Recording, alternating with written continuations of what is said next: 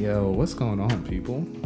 Welcome to I'm Not Supposed to Be Here. I was a little late. I was That's a little fine. delayed. That's fine. We're tired. We're tired. I didn't hear the drum hit. No, it's all good. Welcome back, people. And if this is your first time here, listen, then welcome. I am your host. Not so much with the most, but I got a lot. Yeah. Trent L. Dickson. You got enough. I'm here with my man. Eclectic Sage. Yes. And we're Really joined by two newbies. Whoa. Yep. First time. Introduce yourself, sir. Introduce myself? Yeah. My name is Raphael. I'm a current biology student at NYU. Woo. Do a little bit of everything. Yeah. Little closer. Yeah. Childhood best friend. Oh, yeah, we go way back. We go way back. Hydroponics, robotics, everything. Yeah. Fire times. I always say NYU. I'm proud of that guy. Yeah. What's your name, though? What's your name? My name's Omari. I am a freelance photographer. I also do lo-fi hip-hop on the side. Yeah. New project out. Go listen to that shit. That shit doesn't mean You got a new project out? Yeah. What's the name? Drop The that. Echo Chamber. The Echo Chamber. It's, Echo Chamber. Yeah. Go listen to Shinji's Lust. You know, I love Evangelion so much. It's one of my favorite animes. Where can we listen to that at? Spotify. Yeah, and what's your artist name? Yeah, the Slow Rewind. Yeah. Also my gamer tag, so if I teabag you, you know it's me. Well, PSN is down as of the recording of this, and Actually, I think it went back up. it went I back got up. a It went back message. up. Well, Somebody- that'll date the podcast, but that everybody will know it as like the day PSN went down. That's all I saw for like hours. People were like, PSN, no, I can't sign in. That's what you were saying. I was on Twitter on the other side. I was looking at Kanye tweet. Oh no! I don't even want to mention it. I'm not. That's for another day. But one thing, as an audience, I just don't respect that people were just constantly feeding and engaging in more content. It doesn't from whatever side. I'm not gonna go too in depth, but it's just like obviously he's having a manic episode. Obviously, like at this point in time in 2025, we can tell he's having an episode. It's not like new. It was just the severity of what was said was crazy, but it wasn't like new behavior. So like the fans going like just giving him more ammo to just keep on accelerating the rant. It was just like throwing gasoline on a wildfire. It was just like, come on, guys.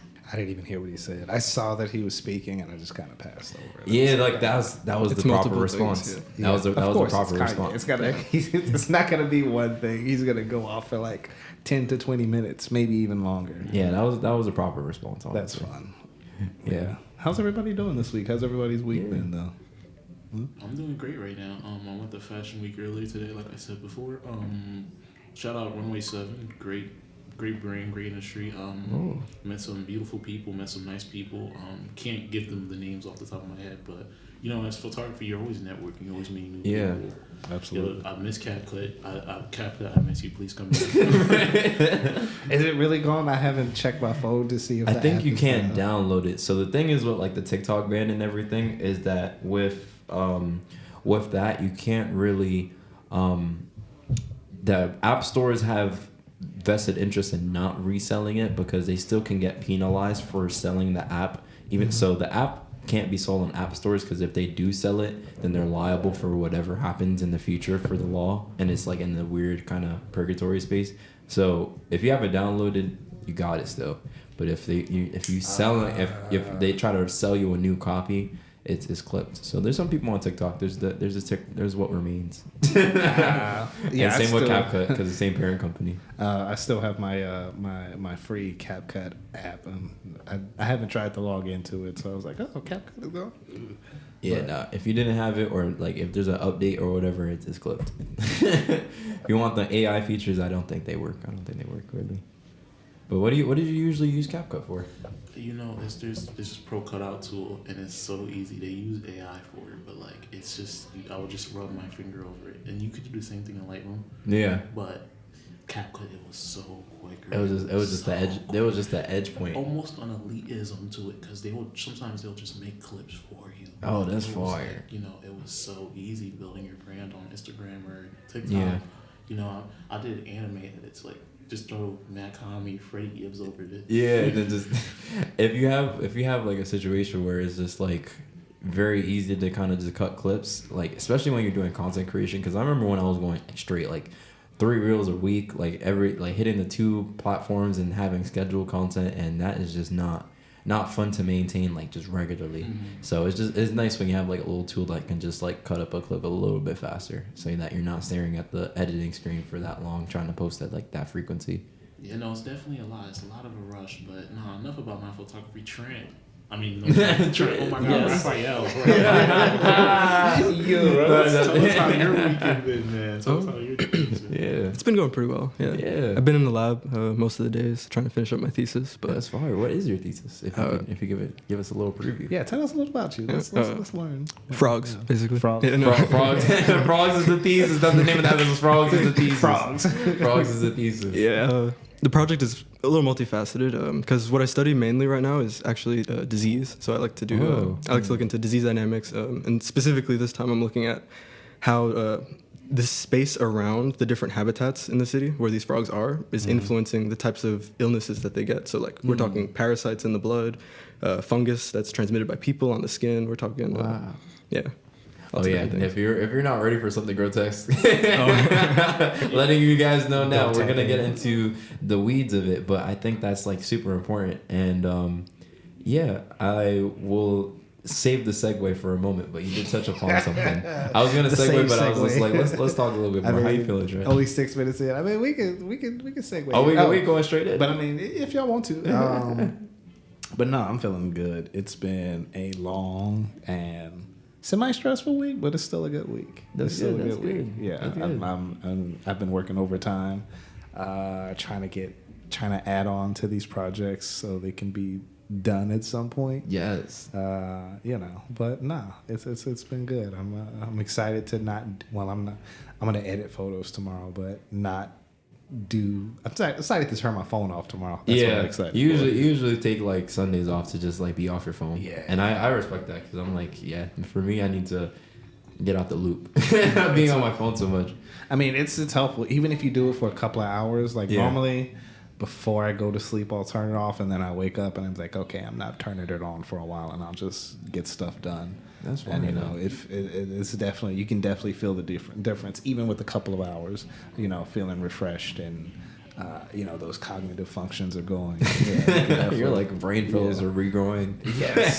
Time to destroy them on Monday. You start remembering phone numbers that you thought you forgot. Nah, remembering phone numbers is crazy. It's crazy. Bi-week was chill. I'm just super excited. Good Nature Souls has me excited every day. I'm just like active. I'm getting to the point where I'm getting annoying to myself. Like you ever just be like, yeah, if I was on the other side of this, I'll start being like, But for me, I'm just a big ball of energy.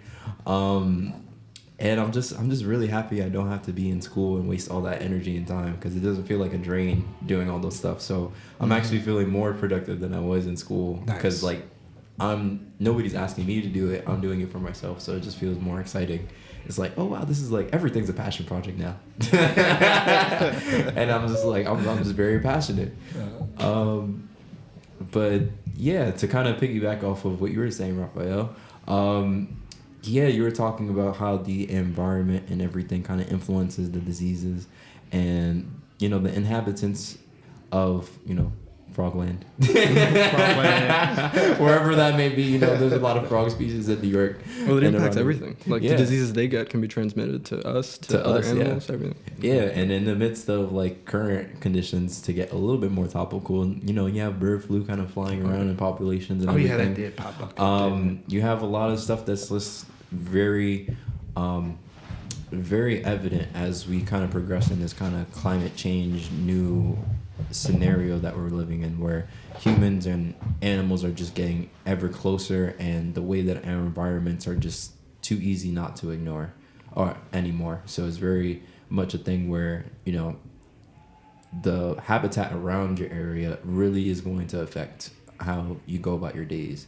And so that's why today's episode is going to be about environmental racism.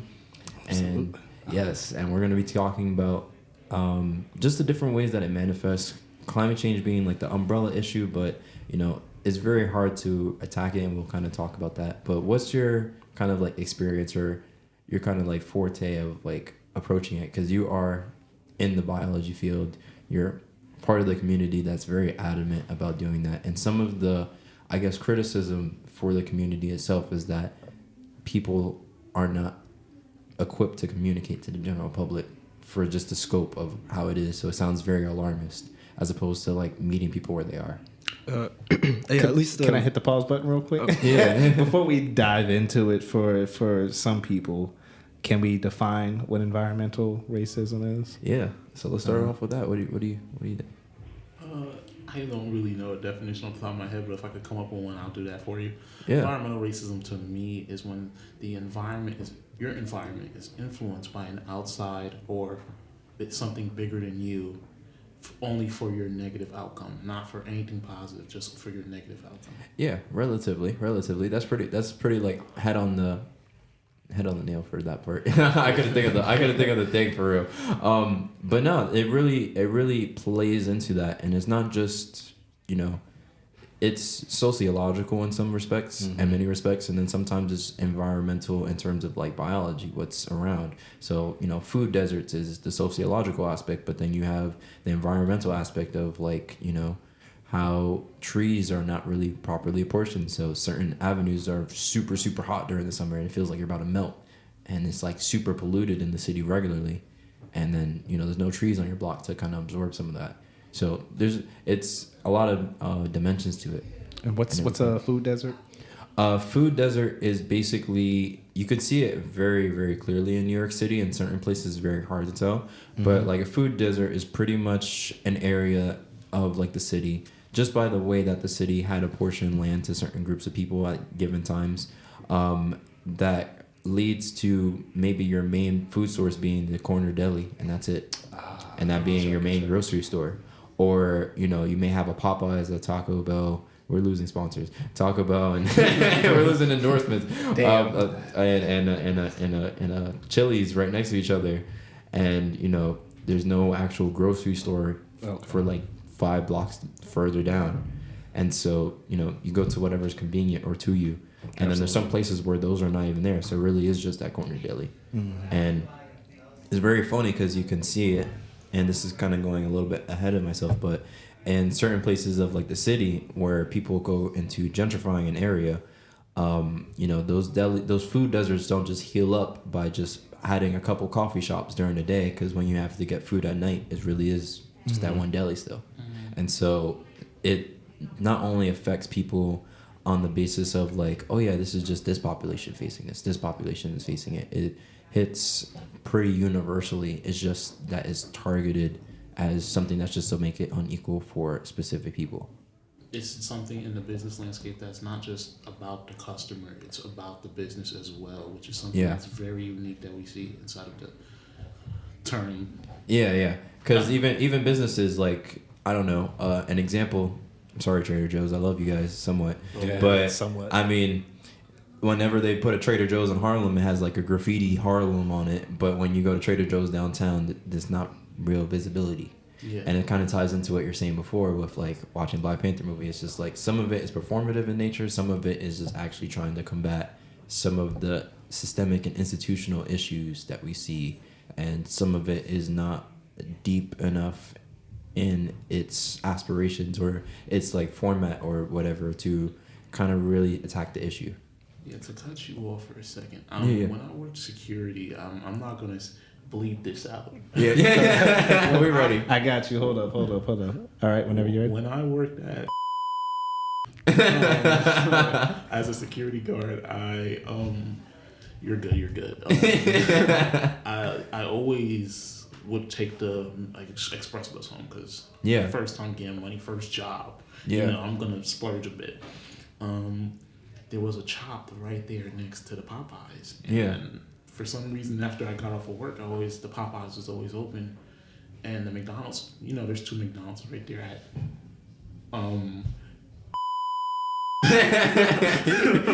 You shut that out. But there's 2 McDonald's. One of them's always open, and the Popeyes always open. But the Chopped is always it's always closed. Yeah. At night, which is very weird. It always strikes me as like, why isn't there any food? Why do I have to DoorDash it so early? Because I used to DoorDash it to work at some times. But then when I was ate it because I usually work the night shift. I didn't work the morning shift. When I worked the morning shift and I ate it, I was like, why don't they have these in the Bronx? And then like, oh yeah, we do have these. They're called Chipotle. And I was like, that's for us. And I was like, wow.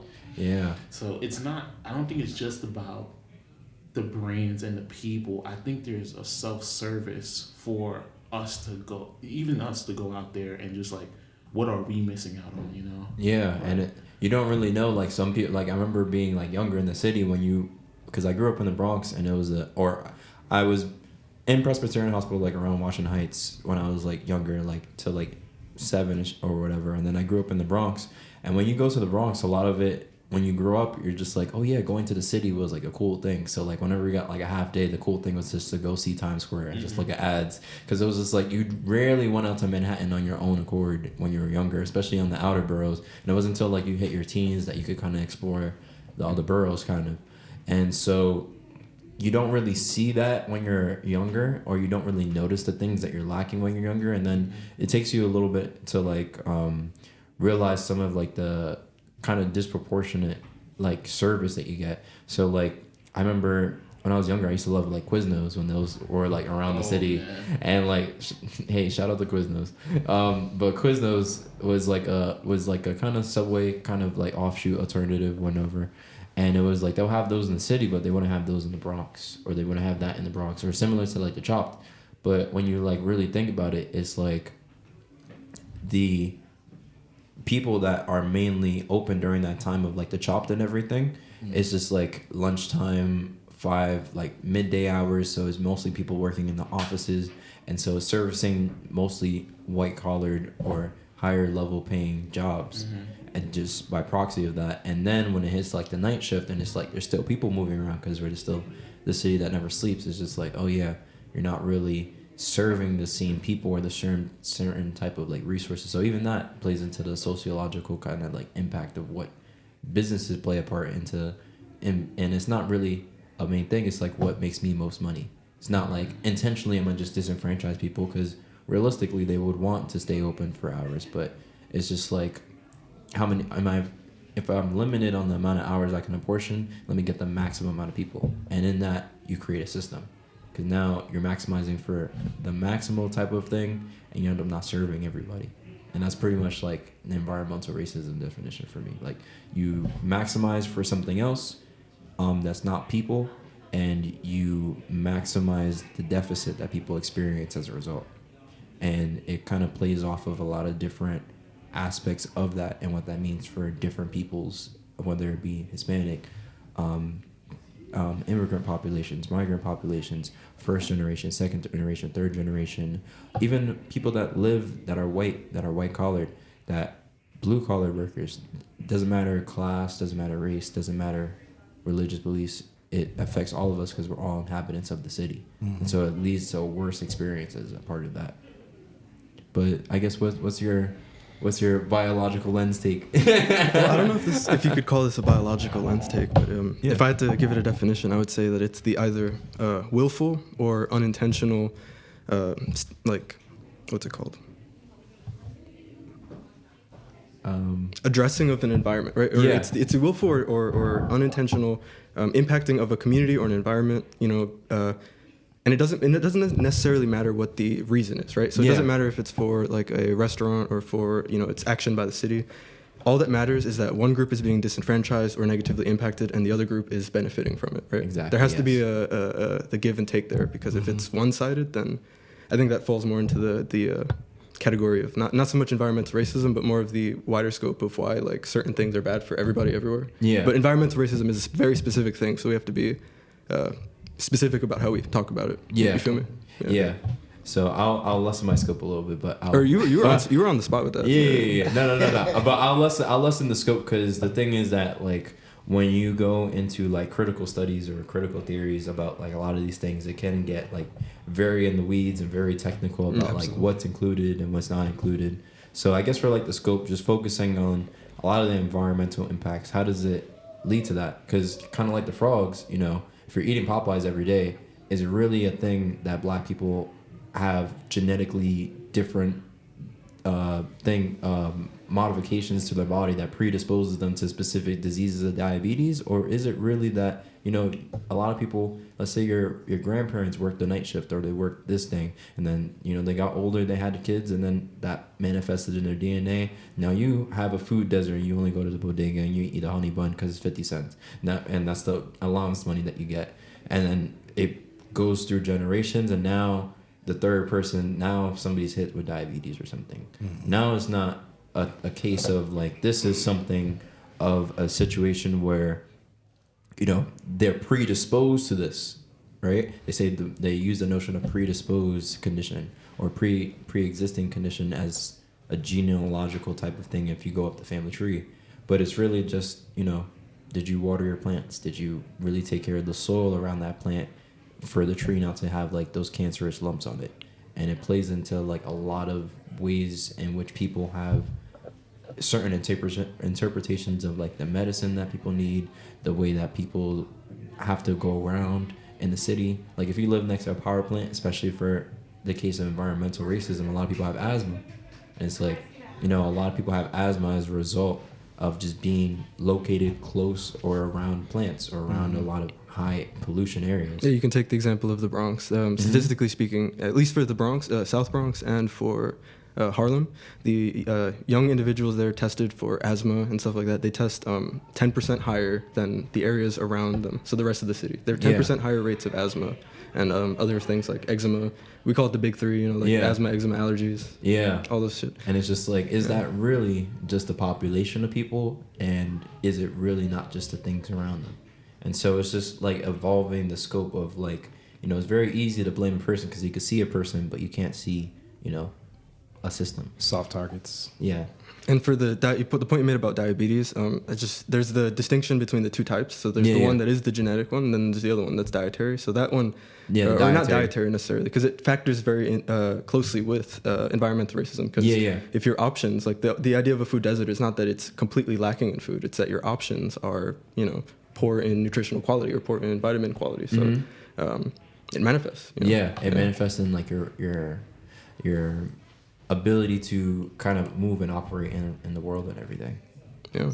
I feel obligated as the fat guy in the room to speak up on this, but last year I used to have a crazy Gusher addiction. I used to eat like 10 a day. Gushers are so good though. I used to eat 10, like not the boxes itself, but the individual packs. I used to eat 10 a day, 5 a day, like every day. You know what I mean? Just gouging, every day, like. And sometimes I would be in this, like, even when I go to the store, I would stand there and I would, like, do I really want to eat this or do I just want a quick snack? Can I eat something?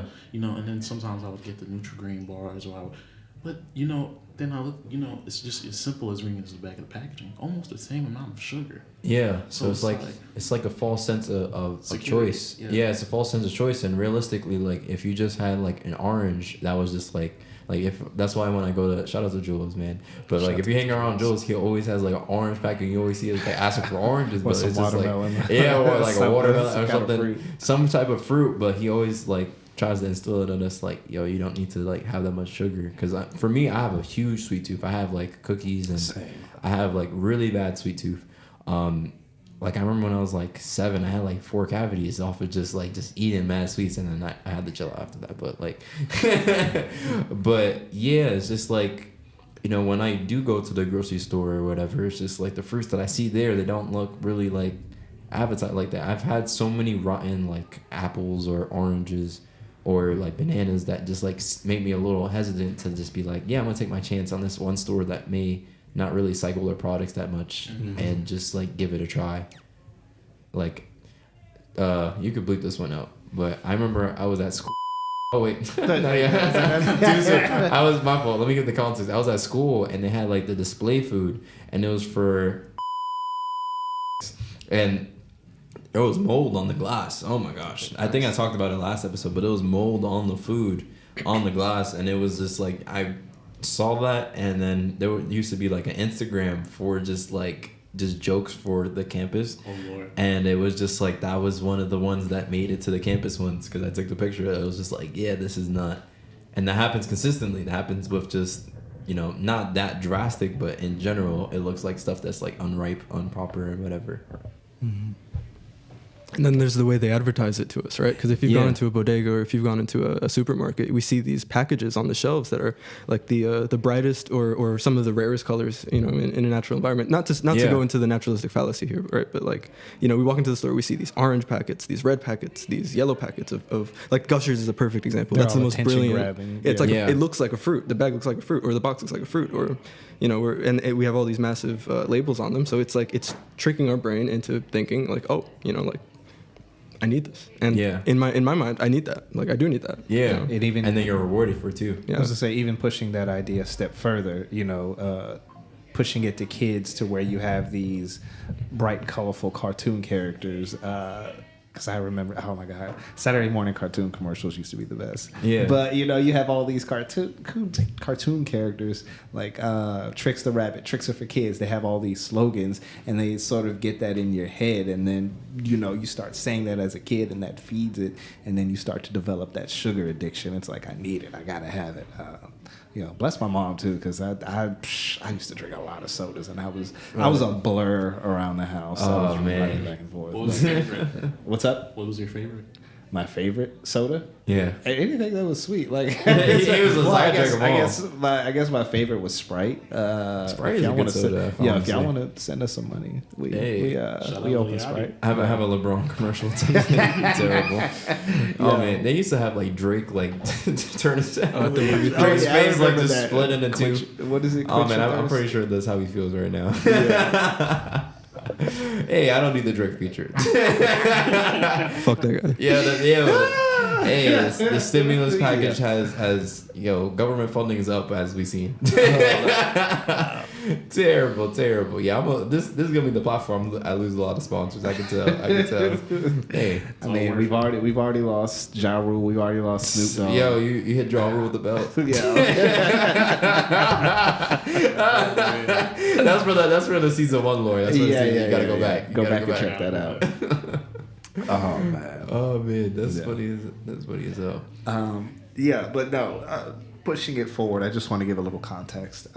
So while writing this episode, I was trying to figure out, where does this come from? Where does it start?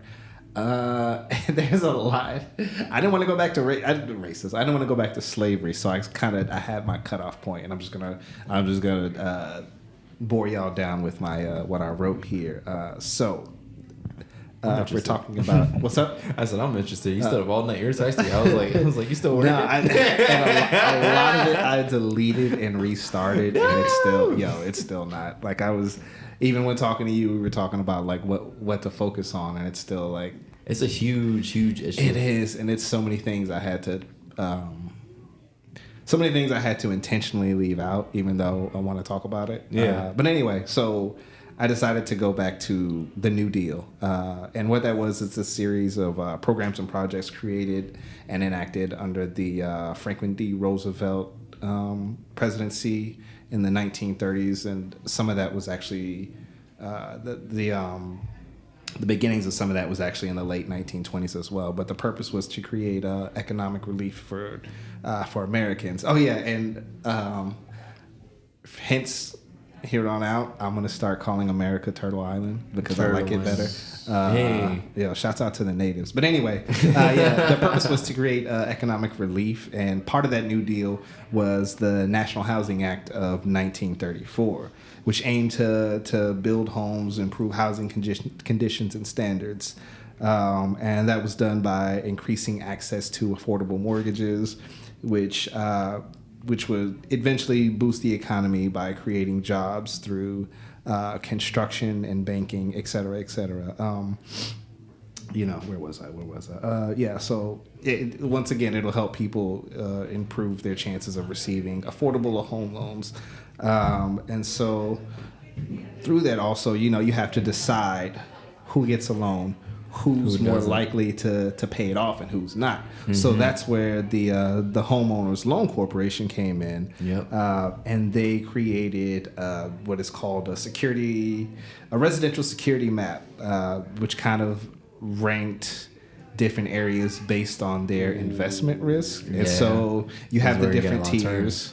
You have the green tier, Wait, which is I'm sorry to cut you off. I think I heard of this redlining. Yes, that's where I'm getting. This is where it comes. This is where it spoilers. comes from. Spoilers. Hey. Yeah, yes, but we're getting to that. We're getting to that. Man's was excited. But no, exactly. He was like redlining. I know this one. No, but no. At the That's top, fine, you have your green tier, which is an automatic yes. You have your blue tier, which is it's still good. They're still gonna get it. The yellow, which is the parts of society which are declining, and of course the red, which of course, if you haven't guessed it, make up black people. Maybe they might throw immigrants in there, and Hispanic maybe even some people. poor white people. You know. But anyway, yeah. So, and that's where you get the term redlining. Now, so what happened with that is you get you lose out on. People of color start to lose out on economic opportunities to refinance or to buy new homes. Yep. And then you have all these new suburbs being created, and then so white people are moving there, and the businesses and It's white flight. Yep. white flight, White flight.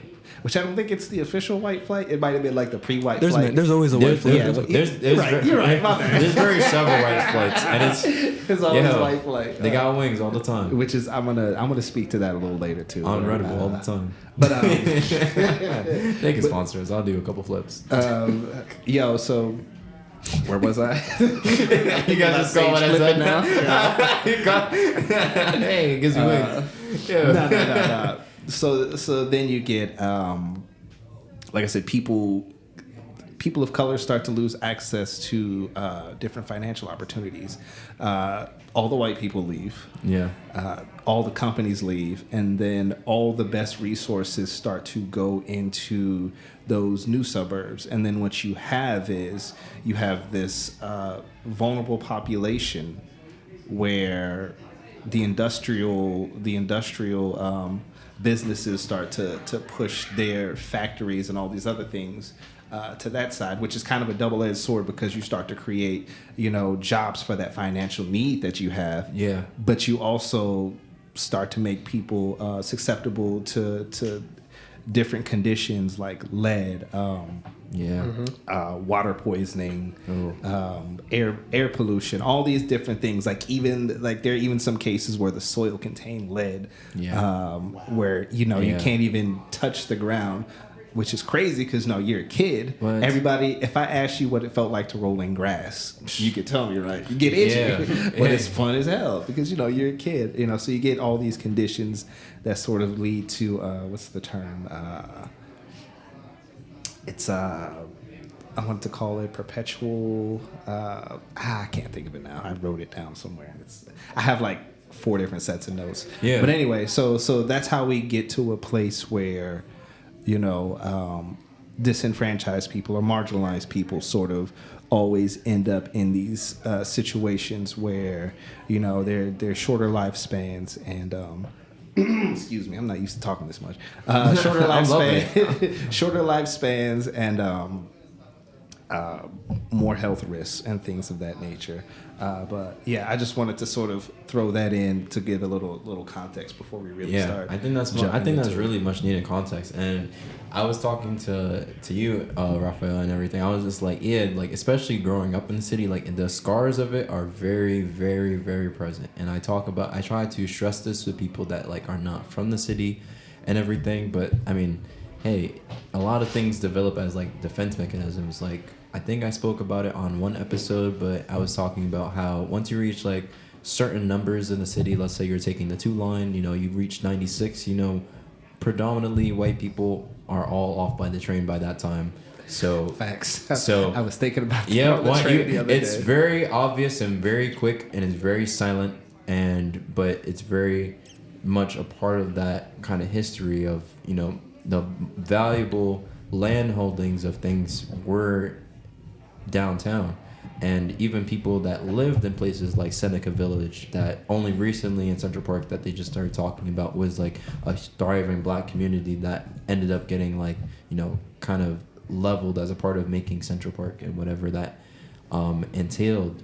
And, people just kept on getting moved out and pushed out to the outer boroughs. And especially now we can kind of see it even in the way that trains are run.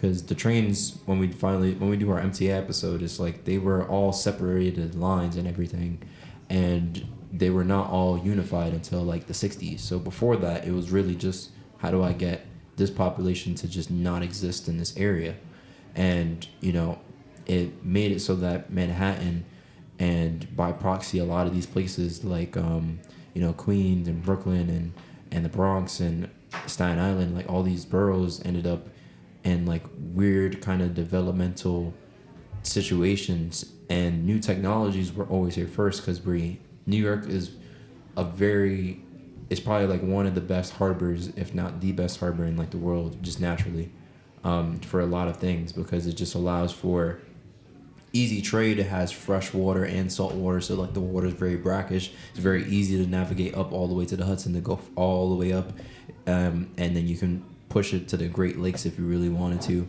It's very easy to navigate as opposed to like trying to like go up the Mississippi or something like that, geographically speaking. I know geography, not everybody's like a fan, but environment and geography play a big part into how you formulate as a person. And to kind of round this tangent out, it's a lot of those decisions that were made maybe, let's say 50 or 100 years ago, are important. The decisions that they made when we're little kids is going to profoundly affect your kids. And, you may tell them that, but when you look at the eyes of the kid, he has no frame of context. And so that's what we're dealing with when we deal with like a lot of these issues, because none of us were really around during that time of FDR, but we still feel the effects of that. The effects of, let's say, like a president like Woodrow Wilson, who would, be predominantly responsible for segregating the government, that led to some of the inequality to even transfer in the FDR administration. And that's even for FDR, that's like when he was a kid.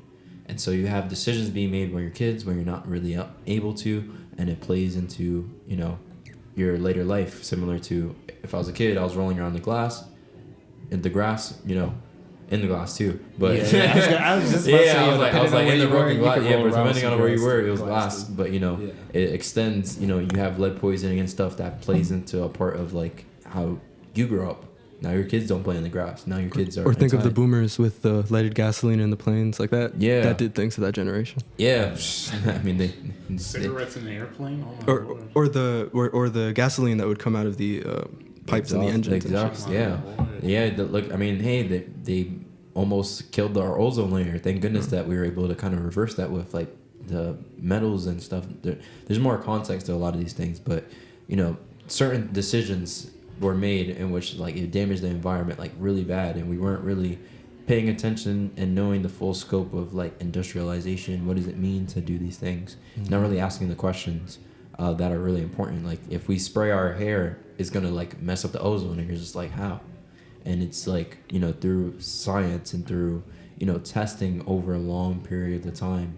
It takes a long time to really see the correlation between things. And when people speak about it, it's already to a point where you make your money, you're pretty settled in what you do, so it's very hard to change footing. Mm-hmm. And there's not really an incentive to do that.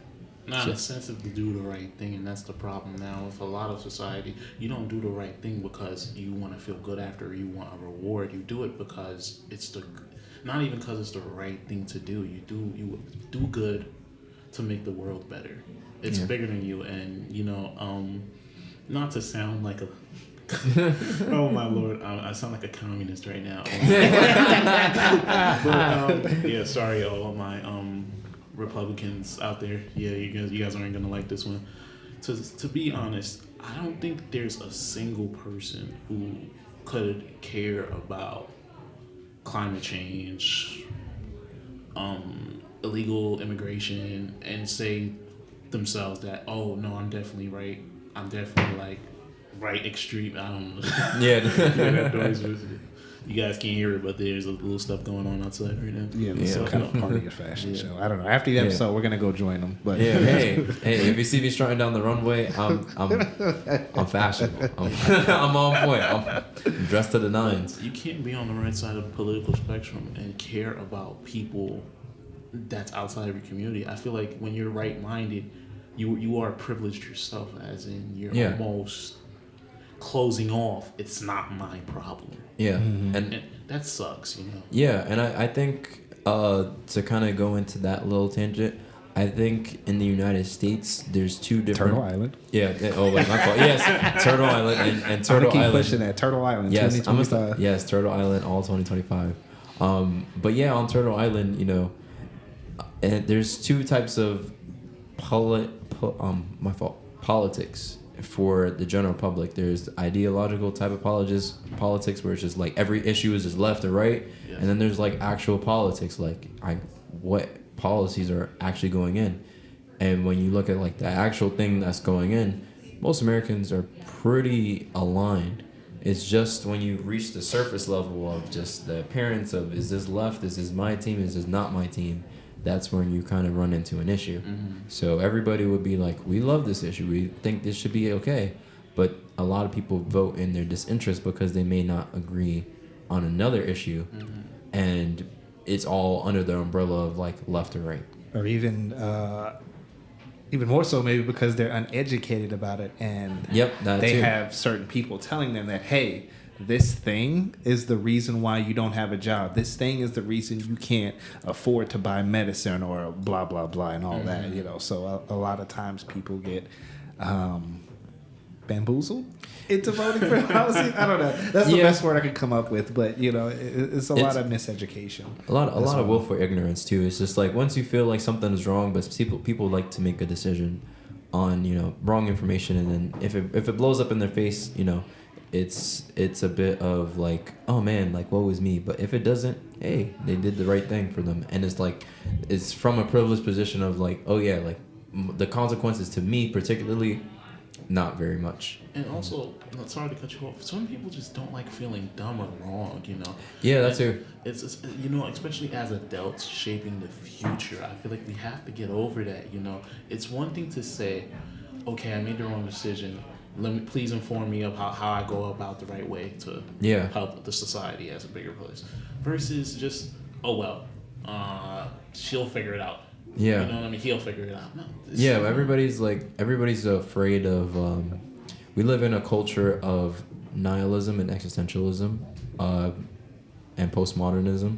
Those are a lot of big technical words, but that's the thing. But we also live in a culture of like domination, and domination is to like break it down. It's like people are scared of someone having the power to make their life less. In a lot of ways. So, when you admit defeat in terms of like intellectual or like being smart, it's like, you have to admit that you made something wrong. Now you have to question everything, because now if I'm getting my whole entire sense of meaning from like my smarts, and you just broke a hole through my wall of smarts, I can't let you invade my castle. I have to like either burn my city down myself or go down with my ship, and for metaphor's purpose, and not let you really like dominate me in that sense, because I will have the last word, and that's a lot of what we deal with in a lot of different ways, and when we talk about issues like this too. Is there any suicidal parasites that you could kind of Raphael, that you could bring up that kind of relate to the subtext? Like a suicidal parasite? As in, okay, so the first thing that comes to mind, it's a worm. Worms suck. Worms are awful. It's called the Gordian worm, and the way you can find it, if you want to see one, if you ever come across a grasshopper or a mantis, and you grab that mantis, you drop it in a bucket of water or a puddle, that sensation of being in the water will trigger the worm to activate. So it'll start bursting out of the body of the mantis. Oh, I've seen that. I think I've seen that. Yeah, dude. That's crazy. But it's like hair. Oh. Wow. Yeah, they look like a cooked spaghetti. Wow. I do not like dirty worms at all. It's crazy that like, is it true? I heard this somewhere. Is it true that for most history, like people had worms for like majority? You have worms right now. I'm sorry. You gotta make a peace with the worms. I'm pretty sure I have some, but it was just like to the point, like there were higher levels of them. Oh, definitely. Most definitely. There's been a lot of changes with like standards of health improving. I mean, New York City is a good example because we have good water. If you ignore the massive lead problem. Hey. And the fact that we're still dumping, like in times of heavy rain, we still open our sewer systems into the Hudson. And if you've been there around that time when that's happening, fish kills. They call them fish kills. So you'll be walking around the piers and you'll see just thousands of fish floating in the water because we pooped in there. Like, Is it Trash Island here as well? There's so much stuff There's in a New trash York island, City. that's crazy. Like New York City has such a rich history, and it's so cool. Like there used to really be whales. Like there still are. They saw one recently. Yeah, there used. Yeah. And what happened was because similar to like beavers and shit, they they used to use blubber from the whales as oil, and they used to just send expeditions to just kill all the whales in the water. So I mean, obviously the whales are just like, I'm not gonna die here. I mean, I'm not really missing the beavers. No disrespect. Really? Why not? Damn. I'm not a beaver guy, man. I'm so with you. You don't like Buc-ee's? I love our planet. It actually motivated me to become a photographer. I've always been a Antarctica guy myself. Yeah. Okay. Like Arctic fox, polar bears. Shout out to them guys. Shout out to all polar bears. Oh But my they're gosh. going to be gone from climate change in like 10, 20 years. What? Like, imagine your kid not knowing what a polar bear is. Damn. Or looking at it in a book like it's a damn dinosaur. Damn, I felt a little bit of that when the polar bear that was, he shouldn't have been in the Bronx Zoo, but he was there when he passed away recently. Did he look depressed all the time? He did. But I don't know what is the story with why there was a polar bear there, but I mean they try to make the enclosure as nice as possible. But yeah, he just looked like he was just hot over all the time, so I just felt like really bad. It's cold up there, man. And we must remember that the Bronx Zoo once housed African people in their exhibits. Oh wow! Yo, run that back. Run that And back. Central Run Park. that And back. Central Park. Yeah, they used to Whoa. exhibit us. Wow, that's crazy. I live right next to the Bronx I want to Zoo. burn something right now. Things are different now. But Please Black explain History this. Yeah. Wow. Hey, get in detail, man. Yeah, get in detail. get in about that detail. one. Yeah. I mean, like we could. Hey, we got tangents. Let's get names. Let's get we names. got time. Wait, hold on. Just to do a quick sidetrack while he looks that up, I was looking up a quick fun fact. Yeah. What's up? It We love says fun in the facts here. 1950s and 1960s, as a part of a policy called deinstitutionalization, this policy replaced long-term care in hospitals with community-based services. Now, that may sound familiar to you. Fidelis Care, Medicaid, Yeah. they shut down a lot of asylums. Oh yes. Oh, yes. Yes. To bring it back Yes. to our topic here, I see on a train going downtown today. I was up at probably 9:30, 10 o'clock taking the train. Yeah. One side of the car, everybody's minding their business. On the other side, is 3 people just on the floor covered in drug, Wow. like piss. It's Yeah. just horrible. Just watching that, and it's just like these people need help. Have you heard the term social Darwinism? Ooh, Yes, explain that lives in the city for real. It's infamous. It's related to a problem with American individualism too. But it speaks to this idea that, or proponents of the theory argue that,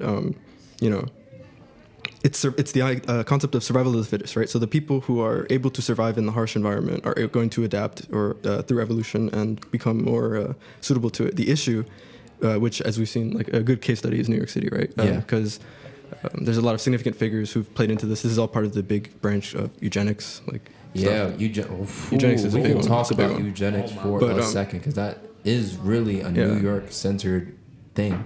And it's related to social Darwinism. So there's this idea, and it goes back to what we were talking about earlier about how there's this not suicidal, it's this self-attacking nature that minority groups or disenfranchised groups within the system can experience, where it's like you're acting against your best interest, right? Absolutely. But the term they use now, I guess, is like bootstrap politics, right? It trains you from the moment you're here to think of it as like, I have to do this for myself. I have to succeed, and my worth is dependent on what I can produce, and all this shit, and I have to do it myself, blah, blah, blah. But it's not how the system works. Yeah, it's It's like, how do we activate our community, and get them to a point where they can be cognizant of it, right? Like, we're advocating against ourselves. We need to do something about that. We need to fix that. Yeah, together. and I've been like sitting on this for a long time, because it's really hard, because after a point it's not really about awareness or education or whatever. About that, after a certain point, it's like you have the knowledge, you have the thing, and you can still. We're at a point now where you can willfully act ignorant with little to no consequences. In terms of like politics, in terms That's of privilege. things. And it's like a privilege that people are using or trying to develop and trying to like get better at, to grift and try to become the fittest in a lot of ways. And so it's like, I think now is like important to create platforms and do things in a specific manner that allow for you to speak on issues that are not necessarily like pretty, but it's just like our survival is staked on that. And I kind of go into like Darwinism and everything. Like, yeah, it was, you know, even when you learn about who Charles Darwin was, he was just, you know, a person that was on a voyage as like a person that was just supposed to document finches, and then they went to a couple other islands, and he already had predisposition to looking at native and indigenous people that were of different cultures that were not European descent as less than. Also, real quick to clarify for the record, he was studying barnacle dicks for he was 14 years. Yeah, that's And then he went while in the Galapagos on the beach. yeah, and then oh, man. Pardon me, sir? Yeah. Well, 'cause I only say that because I don't really fuck with Darwin. I appreciate his contribution to science. Like evolution as a concept was essential for our, you know. Yeah. It's 2025. Yeah. It's 2025. Come on, evolution's Yeah. real. Yeah. But like, his cousin was the father of eugenic science. Like Francis Galton, yeah. if you don't know him. And this also speaks to, I didn't think we were going to get into it today, but it's really fire. That science, in a lot of ways, the origins of it, can forward a lot of our beliefs into what the future holds for us. But we also must remember that the origins of it are from a white supremacist superstructure. Yeah. Like Ivory Tower is real. Yeah. What is that? That's this idea that science, since it is it's pretty limited to like affluent members of the population, or it's biased towards wealthy people. So it tends to accumulate its resources and its power in this structure that is referred to as the ivory tower. So like basically the people don't have access to the knowledge. Okay. Yeah. No, you know, I was trying to read Pierre Bourdieu's distinction earlier today. Yeah. Yo, I don't understand half the words he's saying. You know, it's a French book.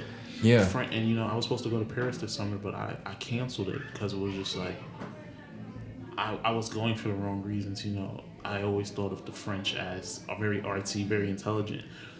Probably a little self-esteem issues myself, but maybe I was looking towards the past. But these, like, when he's talking in the book, you know, he's talking about these social issues, and I'm like, I don't understand what you're talking about. What do you mean the ivory tower? What do you mean? Like, you know, these terms and all this. I can't quote anything specifically, but back to the book, he's just saying words, and I'm just like, what are you saying? Mind you, this is the English translation. It's originally a French book, so I've had that issue as well. Yeah. Earlier, trying to read a French translated. I've my first ever book that I read probably in my teen years. You know, that's crazy that I say that. Yeah. Was probably James Baldwin. Legend. Giovanni's Room. Dude, Legend. My high school teacher, shout out, bleep this, Mila. Yeah, shout out to them. Shout out to my guy. He gave me a book. That's the book, James Baldwin, Giovanni's Room. It was very, very on to me, about a man cheating on his wife. Can we talk about that a bit? Hold on, let's cut off. Yeah, What, I mean, what do you got on that, Raphael? What do you got about relationships inside of the black family, the black home, the domestic violence, and cheating, and the scandalous nature of that, man? Tell us about that. Yeah, that's I mean, I can speak to my experience in my community. I can't speak for everybody's experience, but yeah, and I think the problem, as many problems do, it boils down to the men, right, in this society. Yeah. So, and this is not to say that it's like we have to attack men or anything like that. No. It's like and it goes back to what we were talking about earlier about the American individualism, right? We've divested from our responsibility to the youth or to our peers, because, you know, normally the culture is responsible for when someone does some shit, right, to their family or some shit that's reprehensible and you all know about it. You're not supposed to awkwardly sit around and be silent. You're supposed to teach that guy not to fucking do that ever again. We don't do that here. Yeah. We don't do that. And it makes It's an accountability issue. Yeah, and it's a mix of like understanding that. That's part of it. That's not all of it. Yeah, there's a lot of it. Course. I think a big kind of main thing that is like a gateway to understanding it is that the power that you get from these things hurts you as well. And to kind of tie it back to what we said previously with food deserts, when somebody gentrifies an area that used to be a food desert, it's not like the issue disappears. It's not like you move in and then the buildings change because you moved in. Somebody has to put in the work to dismantle a lot of the work that somebody else had to put to really oppress somebody else. And there's this book by Isabel Wilkerson, and she talks about the nature of caste in society. There's some things I disagree with, but she gives a good framework for understanding the intersection between classism and racism and how it plays on a society level, which I appreciate because it just gives you language that's easy for people to understand. And anyone that gives language for people to understand, whether it be through music or through art, is giving people the ability to communicate to something. I think that's the function of art, to give people the language to be able to move, because even language itself is an art. Or even to anchor them, right? Because think about how many, at least growing up like in the Bronx, like I was pretty angsty and shit.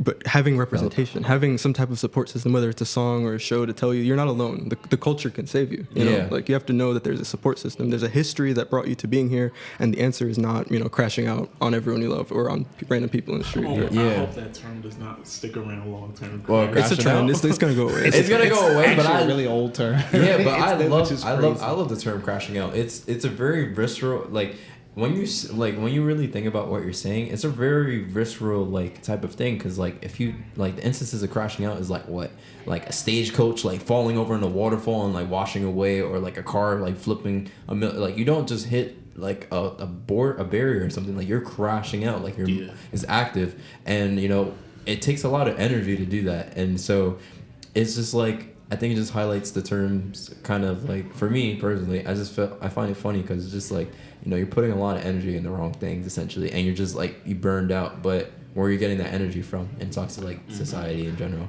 I feel your sentiment though. I think it's an overused term. Because the littlest inconvenience, and you show it. Oh, you're crashing out. So I think it's definitely overused. It's especially useful though, I think, for talking, and maybe this is a little bit blunt or on the nose, but it's especially useful for talking about like white school shootings, right? Like when they're radicalized by like this ideal of white supremacy or creating the master race or whatever, and they go out and they're literally like, oh, I'm gonna go kill a bunch of people. Or there was you guys probably know the details. There was that shooting of the black church. Right, and the mosques. We can mention the mosques. Yeah. Rest in peace to the individual that went through that.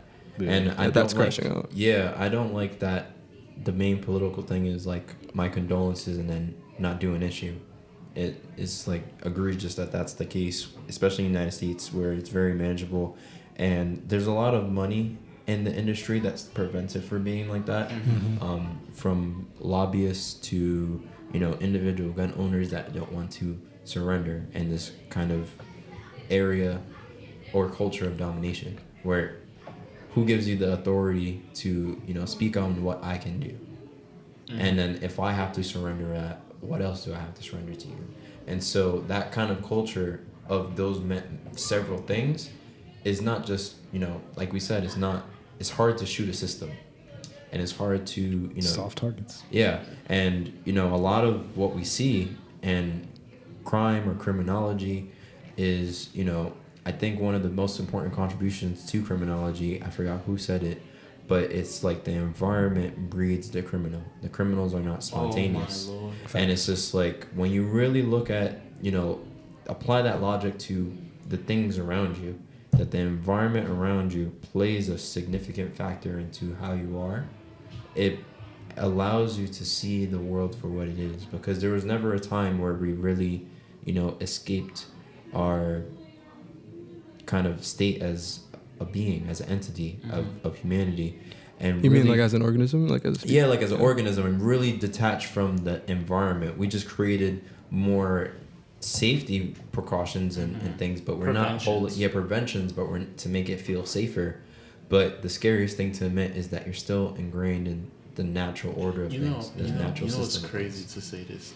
You guys are gonna look. I am a certified crazy person, so I'm gonna be very, you have papers. You're certified. Okay, so I'm gonna do a quick self-biography for you guys. My name is Amari. When I was very young, I used to go around telling people I want to be a sniper when I get older. Yeah. A sniper, like that's how much my life is ingrained in violence. Mind you, I was never a fighter. Never went to school. Never fought people outside of school. Didn't really grow up in the hood. Yeah. I live in. Leave this for a second. But, I'm crying. I live in the same area. I love the area. Dude, I think, is it not getting gentrified? No, it is. That's what I'm saying. Yeah. But that area has always been very much not encompassing of black people in particular. But also shout out to my Italian brothers and shout out Yo, to the elbows down the block. The elbows down the block. Yo, hey, hit them up. Yeah, they are heat, but they're the far. block, yeah, they are far from us. Anybody that's Eastern European, I love you guys. You guys are so cool, and such rich history, such cool people. I think all European people are really cool. I just don't like, the nature of colonization and what it speaks to over history. Doesn't mean that your culture is bad. It just means there were bad things that were done, and that goes for any culture. There are bad things.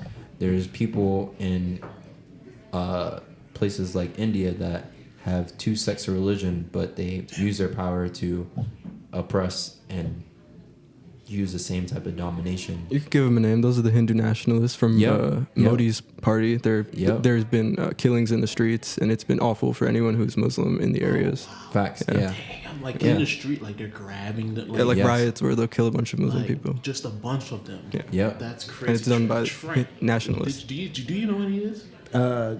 Yes and no. It's the BJP. If you look them up, if anyone wants to Google it. Yeah. There's a lot of things like politically. There's that. There's the Uyghurs and the camps in China.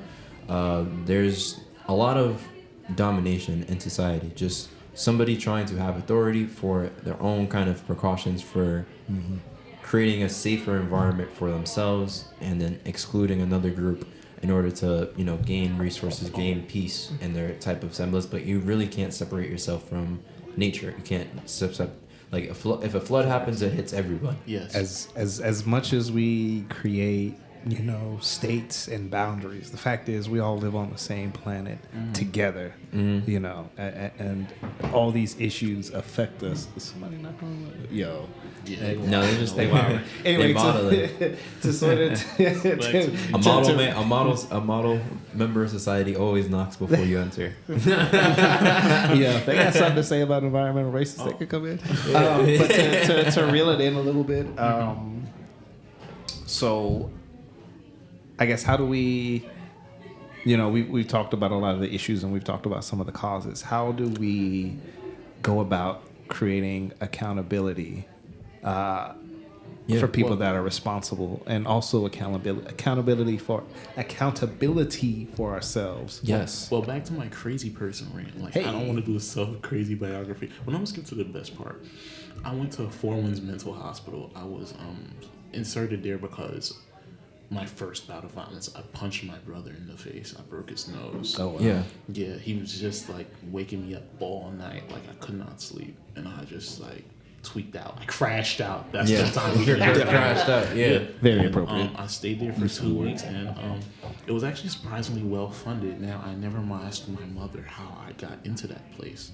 Yeah. Or if it's government funded. I never asked. Yeah. 9 times out of 10 it isn't government funded. Yeah, it's privately funded. The hospital bill was crazy. But it's about getting people in these places who need that help. You know what I mean? At the time, I was a crazy kid. I was just put me on different type of pills. They didn't understand me. I was going to therapy at the time. I was called a schizophrenic. I was called ADHD, extremist, different things, But if you ask me, I think I'm just a little different. Yeah. But that's an extremely tamed way of saying things. I think obviously when you have a society struggling with not just mental health, but just an understanding of oneself, to really sit down and even have the time to critically assess yourself and your emotions, that there's going to be a lot of people at the time, just at randomly occurring times, crashing out. Shout out to Zach Fox for his favorite tweet. Yeah. And white people be killing their whole family, and they put an image of them smiling. Yeah. Yeah, that's another societal, the image of it is an important thing too, because the image you kind of portray in regards to that is super important. And this kind of lends to your question about how do you deal with accountability. A lot of people get lost in the image of change, or the image of progress, or the image of who's to blame.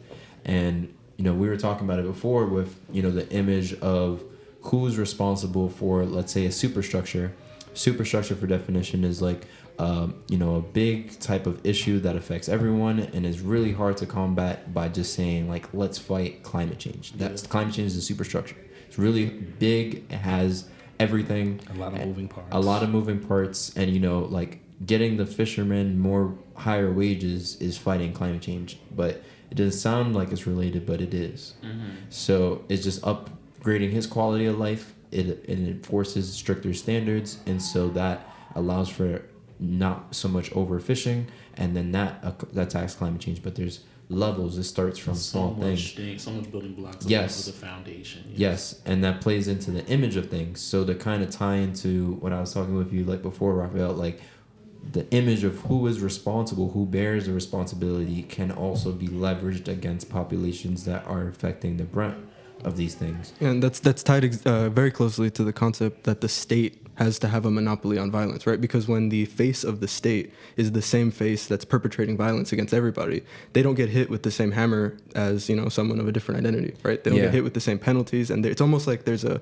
permissibility or pride in certain cases, right? Like when someone crashes out and a bunch of people die, like there's all these people who start to, mimic them or remember them, like there's a whole subculture of it. And it's horrifying. And that plays into like, for the case of environmental racism and everything, it's like it plays into like, let's say oil companies and how an oil company might approach the image of, we're doing our oil, but if you recycle and you uphold the image of doing recycling programs, that will fix it. Mm-hmm. And then, misattributing that to the superstructure of things. So, the same way you say like you pay the fisher more wages, you fix the thing. Imagine if you told the fisher like, if you just work harder and you give more fish for us, that will fix climate change. Or you give them a misdirection. And there's a lot of things that happen. So like, the biggest polluters of people in history have been the people that make the plastic plants, are responsible for trash management, are responsible for energy production, are responsible for enforcing standards. And then they turn around and, very similar to like Charles Darwin or whatever, you apply it to the individual. And so with the individual being at the mercy of whatever the state or whatever entity, it makes it very easy to just tell that person, hey, you're just not recycling enough, or you're not doing this to kind of hit those thresholds. I'm sorry to cut you off. As a marketing major, it's all, in the media, it's how we perceive these things and these people themselves. Often I see there's a disconnect to the reality. Yeah. Like one of the craziest shows, Deadliest Catch. Yeah. You know how much damage that does to the environment? Yeah, system that those crabs that they're fishing are in collapse. Their population is collapsing. It's overfished to hell. Mm-hmm. Yeah, it's horrible. Can you inform us more about that, Raphael? Well, I was thinking about it earlier when you brought up fisheries, because that's one of the most interesting facets of this entire spiel to talk about, right? Because global fishery systems, like this is that refers to anywhere where there's a specific population of fish being taken for selling at the market. Yeah, similar to like the whales, like we're saying. Yeah, like the whale. They still do whaling in certain parts of Europe, certain parts of Japan. But it's horrifying. So in the United States, for example, 50% of our fisheries are subsidized. So that means if you look into the numbers, we're seeing less and less profits each year as they catch less and less. And if you've ever looked at a map, there's bays like there's places like Cape Cod, right? Yeah. Or Pompano Beach in Florida. Yeah. You don't catch the fish that they're named after at these places anymore because they've all been removed. And you have examples like trawling. That's a method of removing fish from the ocean. Like they'll use it in shrimp fisheries, right? So they'll basically drag a giant net along the bottom of the ocean, and it destroys everything. It rips up the coral, rips up the plants. Everything is destroyed. That's horrible. And at the end, when they go to see, reap the rewards of this whole deal, 10% of all the animals they catch are what they're actually looking for. Everything else is bycatch. So collateral damage. Yeah, 90% collateral. Damn. Fish spoils quicker than chicken and beef. So chicken's the bomb. You know what I mean? Yeah. Chicken's the bomb. But this is obvious. You can't, and this is the problem with talking about supermarkets. Back to our soft targets. Mm-hmm. A lot of these supermarkets, these local supermarkets, they can't afford to sell fish because fish spoils so fast. Yeah. Versus you could freeze a steak. You could freeze some chicken 10 days. You know what I mean? There's resolutions. Sometimes it's even pre-cooked. Now that isn't healthy, but you could sell that. Yeah. It's all about making. Sometimes it is all about making profit. And you got to know where it's coming from. So I have a question for you guys. Have you ever had Yeah. Chilean sea bass by any chance? I have no. I No. don't think so. They sell it in supermarkets. It's popped up, not like within our lifetimes. It's popped up as something that's Yeah, more yeah. popular. Okay. It's marketed as a sea bass, so like you can catch sea bass in the water around Manhattan. I've caught them. They're like black. Man. They're pretty Yeah. small, but they taste fantastic. But what they're selling in the store is not a sea bass at all. It's actually something from called an Antarctic toothfish, which looks nothing like a sea bass, and they're only found in the waters around Antarctica. And the reason that we've turned to this species as a means of feeding ourselves is because all of our other fisheries are, in collapse. So this is one of the Yeah. last places we can I was get gonna say them. one of Wow. the most least visited places on Earth. On Earth. As like the last We're bit of pillaging fish. it. We're That's pillaging it. Yeah. ridiculous. And then, another aspect that we are seeing now politically is like, it's a bit of both. It's both sides of the spectrum are kind of playing, right? Yeah. People are saying, like, look at the Marvel movie, right? That we saw with just Thanos and everything, right? The overpopulation of planets, of overpopulation of species is a talking point that you see a lot of villains have in the nature of narrative. Yes. And that's because, the ways in which we're adopting a lot of these things, if you want to look at it from the very limited perspective of what we were talking about before, like the ivory tower, or just the nature of, this metric of science has only a limited scope of results that is within its eyes, right? Yeah. Historically. It's very easy from that kind of sense to say, hey, we're overpopulated. But realistically, you're not. You're just being very careless in the ways and the choices that you're trying to catch food. Yeah, you could literally fit every single human being in the Grand Canyon, and it would be a sight to see because that's fucking crazy. But like, that's the amount of space we take up. It's how it's distributed. It's how the land is used. Yeah, like imagine most of the United States is empty, but New Yorkers are all in one spot. That's a Or nice Texas topic. with those Wait, McMansions, wait, yeah. Gentlemen. Mhm. Let's talk about the empty homes, people sitting Oh, on yeah. empty houses. Oh, Millionaires Row. Yo, Millionaire's Row is a bad one. That's another one. But that also plays into environmental racism. Let's take it back to what I mentioned earlier in passing, like the Seneca Village. The nature of Central Park as having a mainland park in the main city. When you look at it ecologically, how does like Central Park look? Yeah, it's something that's called a neo-Europe, right? So to define that term, that's just it's part of this movement of how the people who own the means of change, like so the people who are working in parks and shaping them. In specific, it was one guy, I forget his name. I can get it for you later. Yeah. He did Central Park and Prospect Park. The entire thing is manicured, and it's done specifically to mimic the landscape of Europe. So on Lenape ground, we're mimicking the landscape of the colonizers. Every rock you see, every cave, every tree, every hole was placed there specifically. Wow. And in the end of the day, it's one of the fantastic biodiversity for birds, right? Great place for birds. But if you know what an ecosystem is supposed to look like, if you know what a healthy forest looks like, Central Park is a system in crisis. And it's because of how it was built. And then if we take, the last patch of remnant forest in the city, which is located in the Inwood, in that neighborhood in Manhattan. Shout out Inwood. Yeah, oldest forest in the city. It's fantastic. That is like a totally different story because it's also a system in crisis, not because it was never cut, but because it's now being invaded by things from the outside. Mm-hmm. Yeah. So imagine systems in crisis. Systems in crisis is a constant type of thing that we're seeing. And it's just like, you go into Central Park and it's all by design. Because we decided to make these design decisions, this is the output that we did. Yeah, like lawns, fuck lawns. Yeah. We kill the biodiversity in the environments. We kill this type of thing. And then we also make it so that it's an attraction on top of that. Mm-hmm. So we create this environment. We make it an attraction. We increase the foot traffic to it. And then we make it very popular. Now people are like, hey, my property value, because there's a popular attraction so close, so convenient, raises value. Now it's to the point where it's more valuable if I just hold on to it and wait for one person to buy it prospectively, sometime, somewhen, as opposed to somebody just enjoying it. And it makes it so that we create ghost towns artificially because there's if you really appropriated the amount of space that they just created just off of billionaires' row is what they call it, you can fit most, if not all, of the homeless population of New York City. The homeless crisis is by design. Yeah. And so things are by design. It's by design. And that's why I felt like this topic was like super important to bring up environmental racism.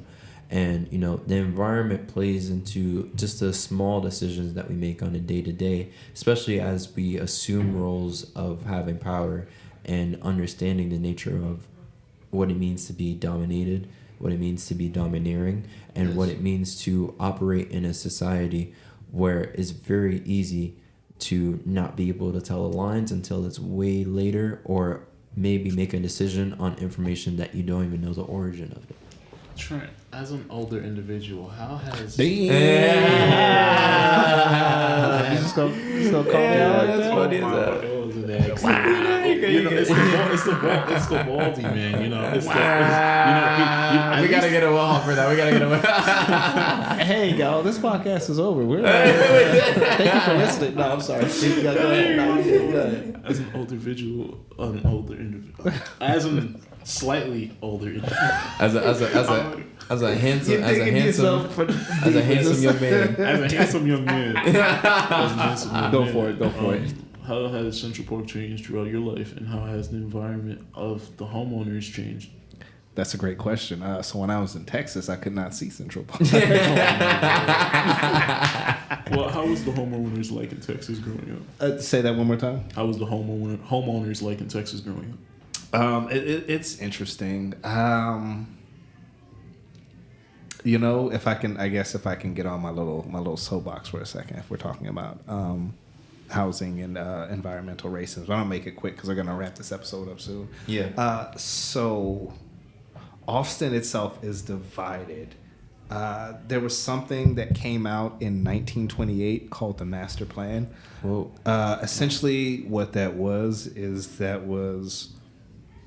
a plan to sort of divide minorities and separate them from essentially white neighborhoods. So through a bunch of different factors, let's say refusing service, disabling utilities, the list goes on. You know, they were able to push black people to the east side, which, you know, that population is made up by Latino as well. And then they were able to push Mexicans to the south side. And so that's kind of where we were designated. That's where a big part of the population was. Now, as time went on, as I got older, you know, people started to realize, hey, there no, you know, Texas, it doesn't have that extra tax on it. It's kind of cheap to live in Texas. So now we started to get in a lot of people, especially from California, people coming in and moving there. And so what happens is on places, and a lot of places on the east side, you had a low property value. And so people would come in, snatch that up, build up, and raise that property value. Now you have people who've been there all their life. They can't afford to live there. And so a good portion, the black population in Austin is actually declining. When I left, it declined by like 30% because we don't have a lot of black people. Austin's blue, right? Yeah. Also, yes, But also, yeah. yeah. So I guess to answer your question a little bit, it's getting. And I don't even know if that answered your question. It's kind of triggered me a little bit. But yeah, and I think there's a significance in that.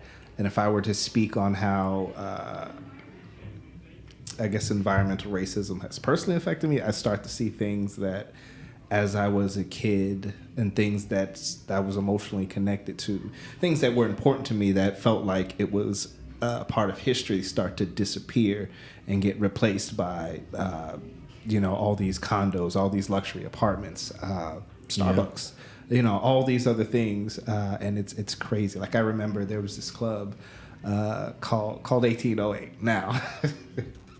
Every week somebody would pull a gun out, but nobody, to my knowledge, nobody got shot. At least not while I was there. My friend frequented, but that was where a friend of mine who does music kind of got his start. Like they would let a lot of local artists perform, you know, and that gave people a chance to, you know, from an artistic standpoint, be heard, you know, and it was all black. It was all us, and now that doesn't exist anymore. I don't know what the fuck's there, but I don't know. It's anyway. What's the question? No. But you bring up like a key thing that I did want to touch on before we end the episode. And it's the measures that are used like as an enforcement of environmental racism. And we were talking about it like with Robert Moses, and I wanted to make sure that we talked about it, especially growing up in the city. One like slight note, like as a part of like that population kind of like dissipating and fleeing. I mean, look, you're in New York City now. Yeah, like you're a part of that. It's a that diaspora. Movement, that type of movement, and the kind of movement of like the diaspora people. And when we talk about like the city history, we talk about like Robert Moses as being like one of like, if not the top person as to why the city is shaped the way it is, with like the amount of highways and everything, and the way that populations are split. So every single day on my way from the train station in Parkchester to my place, I walk across the Cross Bronx Expressway, and I think about that man. He takes up too much space in my brain. Who is Robert Moses? So he was in my brain. The little folder he's in is called the Architect of Death. Or Architect of Decay, because that man did horrible things. Cross Bronx Expressway. He's got a little black folder. Yeah. A little mark on the name. There might be steam coming out of it. Yeah, because he fractionated the neighborhoods of oftentimes predominantly black people in the South Bronx, oftentimes Latino too. Yeah, everybody. He said fuck everybody. Especially if you look in the areas of like the South Bronx and Hunts Point and Soundview and all those areas in Parkchester, like the way that the highway is, it splits it very irregularly, and it doesn't, like, when you look at the map, it's just like, why is this so fractured like this? And before it was there, it was a sealed gap. It was one unified neighborhood. There weren't all these strip malls and all these little, like we were talking about earlier about this the fast food chains popping up. It was a solid community that was destroyed. So go into that a little bit. When you say fractionized, what do you mean by that? Yeah, like, what did he actually do to the neighborhood? As part of the process of city planning, you have to draw out, where you're going to put the new arteries or the new veins of transport. How are people going to drive X, Y, and Z place? And the philosophy that they employed was that, okay, we don't care about, obviously we don't care. We don't give a fuck about black people. So obviously, we're going to build this right through the neighborhood, like they do with a lot of the towns, like they do with the Mountain Valley Pipeline. There's a billion examples. And in doing that, they disenfranchise thousands. Yeah, like I'm just showing Trent on the side, but like look how the highways are pretty much cutting here, here, for your reference, here, and here. All that used to just be connected together. It used to just be like a local road, and it's just like, do you really need a highway system to kind of cut through all this type of mesh of community? And highways historically, especially with like the acts on the federal level, and then by proxy like the local level, led to a lot of issues that that pervaded environmental racism, that led to families being separated, that led to a lot of damage on an ecological basis from populations of deer and populations of just animals moving about and their migratory patterns. It just played a huge role, and a lot of that design was not taken into account, and we still feel the effects of that. And like they made Thorough Highway, and then just because Hunts Point is like now designated as a manufacturing zone as a part of the highway, now you have all that kind of pervasive type of pollution that's as a result of manufacturing. One of the worst spots for air quality in the city. Yeah, because it's like right next to the Bronx River, right off the Long Island Sound, and now you have one of the most polluted portions and everything that you see in the city, and that's just like local. And then even with designations of like Rikers Island being like right off the island, right off that point. It's just like you have Rikers using, now with this fractured population, now the population of that, with the lack of opportunity in a lot of ways, with just white flight and a lot of societal things, led to that being one if not the most populated jails ever. Wow. And it's just like, things of that nature affect your environment. If you grow up in that type of environment, it leads to more likely cases of, dealing with a disease, dealing with sickness, dealing with that. And that can also lead to people being very nihilistic, very sad, very depressed, deal with higher risk of mental illness because of what surrounds them as well. And this is a perfect point to talk about Pelham. Like the story of Pelham ties all of this together, I think. Yeah. So if anyone hasn't seen it, Pelham Bay is a park located in the northeast of the Bronx. Yeah. And if you've heard of Orchard Beach, Pelham North is where Orchard Beach is. So there's two main sections. There's one on the landmass below it, and there's one on the landmass above it.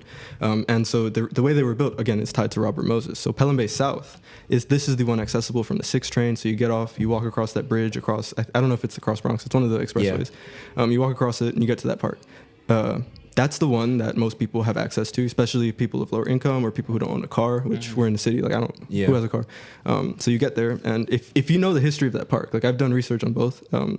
Pelham South is a landfill, so it wasn't there naturally. The stuff there that was originally there is that makes sense because Orchard Beach is on that side. Yeah, well, Orchard Beach is actually on Pelham North, so that's on a separate landmass entirely. So it's the forest there is healthy. The forest there is pretty decently mature. There's salamanders in the leaf litter and shit. Yeah. But it gets weird when you think about how it was built, right? So they're disconnected. So people who can access Pelham Bay South cannot, without a car, access Pelham Bay North. So the only way to get there is by public transportation, which is inefficient, and it stops running after a certain time. So when they were building Pelham Bay North, they were thinking, okay, we can exclude certain people of certain identities if we structure it like this. Like public transport won't get there. The roads are going to be, super hard to traverse. Not super hard to traverse, but you know what I mean. I know what you mean. So it's essentially, or it was segregated for many, many years. You know, only white people, or predominantly white people, had access to the north, to the actual safe area. And Pelham Bay South today has sewage drainage. Like you can go. I've dug for eels in the area for there. Yeah. You can walk right up to the landfill. People dig for shellfish, for food and shit, and it's just left there. Wow. It's a beautiful place, though. Don't get me wrong. The irony is, I was supposed to do a photo shoot in what's that? Right off the small island, City Island. Yes, I know that place is cursed. You know how there's no train up there. No. The bus, like you said, a certain time. You know, the gate, like the actual, it gets cut off at a certain time. That's who it's for. You know what I mean? Yeah. So I was supposed to do a photo shoot up there recently, and I was like, there's no way I'm getting up here. There's no way I'm going to be able to get up there and go to school. And I trying to cut time in my schedule. I'm like, as a black kid in the Bronx, I'm not rich. Like, I'm definitely not. I don't have time to cut costs or do things. So I was like, basically, this is an opportunity called loss for me. Like how we was talking about the jobs earlier. Like this is it's like the cutoff. It's like the chop. The City Island is the chopped of Pelham Bay. Well, and it's a very old population of very white people. Yeah, and I actually I used to go to City Island as a kid. I love the little hibachi ohana. Oh yeah, I know the exact spot. Yo, shout out to that restaurant that's so far. Yeah. But and the Crab Shack. And the Crab Shack, they have really good seafood. I remember as a little kid, they brought me over and I used to feed the seagulls my French fries. Not recommended, but it was very cute. They take it. They'll just take it. They'll take it. Yeah, seagulls are not picky, but just accessibility to spaces like that. And I think to kind of close the conversation a bit, because we're running out of time, it's just what are the meaningful ways in which we can counteract this that are not really attacking the superstructure but just attacking the local, making it so that we're able to see the impact of what we're doing so that it makes sense for us. And it's just going to City Island, figuring out a way. Hey, we're all going to have a city meetup and we're all going to all go to City Island and we're all going to go to this restaurant during this time and we're all going to just mob big and just be happy that we're able to be visible in a space that wasn't intentioned for us. Be visible in sports that are not intentioned for you. Be visible in areas that are not intentioned for you. Be visible in conversations that you have with people, with the locals there. And just being present in the local environment, being knowledgeable of where the history of Pelham Bay Park is. To be history, you could be around these places, but what does this dirt actually mean to you? Is there lead or glass in it? I don't even know. What is the history of that? And I think just bringing to light that type of awareness in the local makes it so that I can fight the dirtiness of the Bronx River because it's right next to me. It's near my house, but I can't fight fisheries overseas. But climate change is very much a thing where you got to attack the hyper local and go from there and expand forward. And to keep it blunt, we also don't want to fall victim to the idea that the master's tools can dismantle the master's house, right? So if we think about this larger structure of climate change and pollution, sure, let's go actually with the example of the Bronx River, right? Yeah. Like, it's right next to us, but if you look at the sources of the pollution, they're far upstream. So we still have to broaden our horizons in order to do it. But my main point is, like, we have to deliver ourselves, it's going to come from the people, to protect the people, because as we've seen, the state left to its own devices, or the government will not act in our best interest, right? And I just want to push a little further than just saying, like, knowing, because knowing doesn't change the circumstances. I know knowing is the first step, and the action has to follow. Action has to follow. Action has to follow that knowing, and then on top of that, just having the capacity to organize and work with other people too. And also, you don't really need a lot to organize and just inspire people. No, the most effective movements are decentralized. Yeah. And then also, a thing that I want to kind of express too is that, it takes, when you're active and a participant in something, things are a little bit less, spectacle based. When you are in a world where, if you look at the TV or you look at the screen and you're just looking at images, it's very easy to get overwhelmed and then passive. But if you're actively going out and doing this thing, then, like, something happening on the news, I mean, you can see the ground. It's not like, a cloud is not going to hurt you from the ground unless lightning strikes. There has to be a connection. Yes. And it's just like, most times, the lightning strikes are very rare. So you're just operating in a space where you're just on the ground. But a lot of people get lost in the clouds for a lot of issues. And it's our job to pull them back down. Thank you guys for having me. I appreciate it. Raphael. Yeah. Shouts out to Mari. Thank you. Closing out the episode. No, I know. Before we go, shout outs and thank yous. Sage. Well, shout out to you, Raphael. We didn't get to talk to everything that, like, you do, but I think we're gonna do, like, a little Lucy episode. So I'm excited to hear that. Oh hell yeah. Yeah, but I'm just really happy. That we got to speak on this. This is not, like, the last time. I want to bring up this issue many times over. Part two.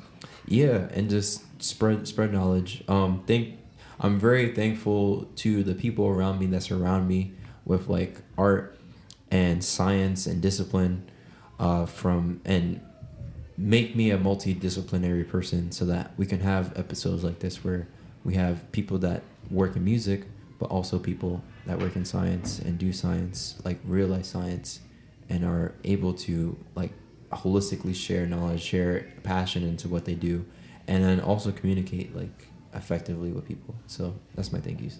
Mm-hmm. Mari, shout outs, thank yous. I appreciate you guys having me on the show. Hopefully I could come back soon. As a marketing major myself, I hate it feels like I'm rubbing it in people's faces sometimes. No, we love marketing majors. As a marketing major. Hey, they gotta market the major.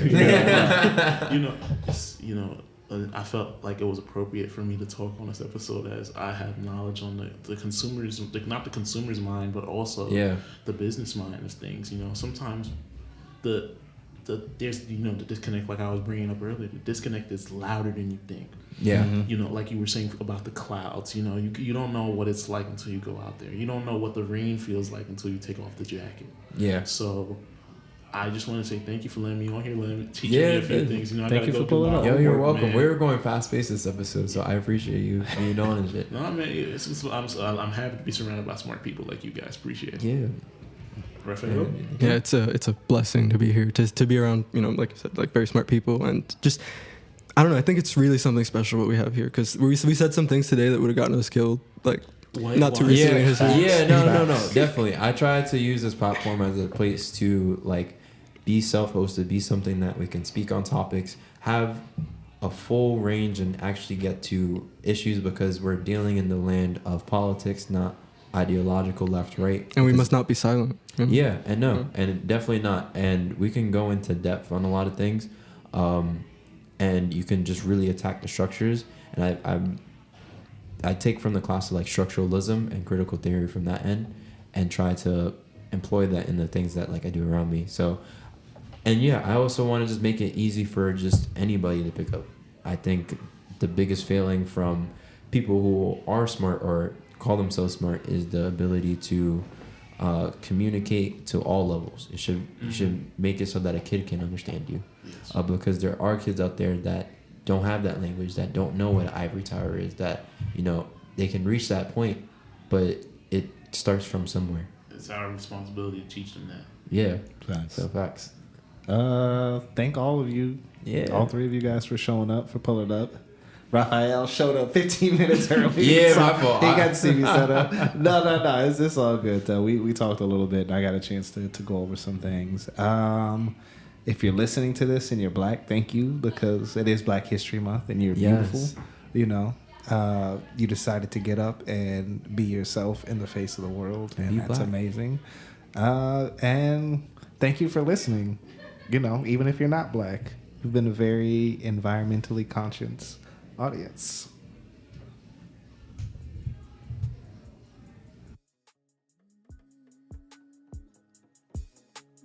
I just wanna fly away. I just wanna fly away. I just wanna fly away. I just wanna fly away. Just wanna fly away. Look, think I need a venue change. Need to be around some people who gon' keep my feelings safe. Keep my spirit locked and loaded. Niggas gonna see the safe and try to take my soul, but who they do, they know I got the cape. Flying high to see the sky, say bye-bye to enemies. Funny when I've been up here, my demons look like many me's. I'm gon' keep it real to make sure these niggas